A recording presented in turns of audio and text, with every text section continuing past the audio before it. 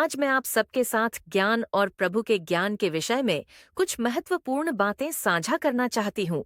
हम सभी इस संसार में ज्ञान प्राप्त करने के लिए प्रयासरत रहते हैं। कोई विज्ञान में, कोई गणित में, कोई व्यावसायिक कौशल में। लेकिन सबसे महत्वपूर्ण ज्ञान वह है जो हमें सच्ची समझ, सही मार्गदर्शन और जीवन का वास्तविक उद्देश्य सिखाए। और वह ज्ञान केवल परमेश्वर से प्राप्त होता है।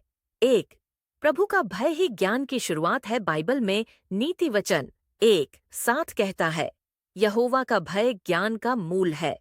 बुद्धिमान लोग शिक्षा को मानते हैं, परंतु मूर्ख लोग ज्ञान और शिक्षा का तिरस्कार करते हैं। इसका अर्थ यह है कि यदि हम वास्तव में ज्ञानी बनना चाहते हैं, तो हमें परमेश्वर का सम्मान और भय करना चाहिए। प्रभु की आज्ञाओं का पालन करना ही हमें सच्चे ज्ञान की ओर ले जाता है। 2. यदि बुद्धि की कमी हो तो प्रभु से मांगें। याकूब 1:5 में लिखा है, यदि तुम में से किसी को बुद्धि की घटी हो तो वह परमेश्वर से मांगे, जो बिना उलाहना दिए सभी को उदारता से देता है, और उसको दी जाएगी। यह हमें आश्वासन देता है कि जब भी हमें किसी भी विषय में समझने में कठिनाई हो, तो हमें मनुष्य से पहले परमेश्वर से प्रार्थना करनी चाहिए। वह हमें बुद्धि देगा, हमारे विचारों को स्पष्ट करेगा और हमारे निर्णयों को सही दिशा देगा। 3. प्रभु ही सच्चे ज्ञान का स्रोत है। नीति वचन 2:6 हमें बताता है, क्योंकि यहोवा ही बुद्धि देता है, ज्ञान और समझ उसके मुख से निकलते हैं।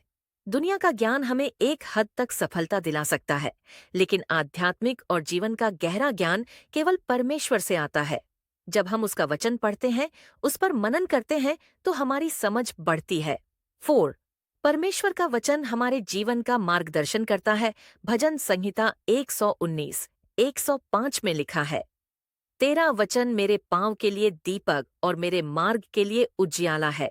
हमारी जिंदगी में कई बार अंधकार आ जाता है, हम नहीं जानते कि आगे क्या करना चाहिए, लेकिन प्रभु का वचन हमें मार्ग दिखाता है, हमारी राह को उज्ज्वल करता है और हमें गलतियों से बचाता है। 5. मसीह में ज्ञान और बुद्धि के खजाने हैं। कुलुस्सियों 2:2-3 में लिखा है कि उनके हृदयों को शांति मिले, वे प्रेम में जुड़े रहें और वे पूरी समझ में परमेश्वर के गूढ़ रहस्यों का ज्ञान प्राप्त करें, अर्थात मसीह को, जिसमें बुद्धि और ज्ञान के सारे खजाने छिपे हुए हैं। यीशु मसीह में ही संपूर्ण ज्ञान और समझ छिपी हुई है। जब हम उनके निकट आते हैं, तो हमारी आत्मा को सच्चा ज्ञान प्राप्त होता है।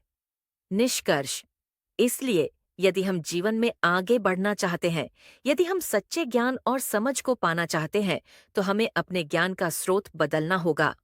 हमें मनुष्यों के ज्ञान पर नहीं, बल्कि प्रभु के ज्ञान पर निर्भर रहना होगा। उनका वचन पढ़ना होगा, उस पर मनन करना होगा और उनके मार्गदर्शन में चलना होगा। प्रभु आप सभी को आशीष दे।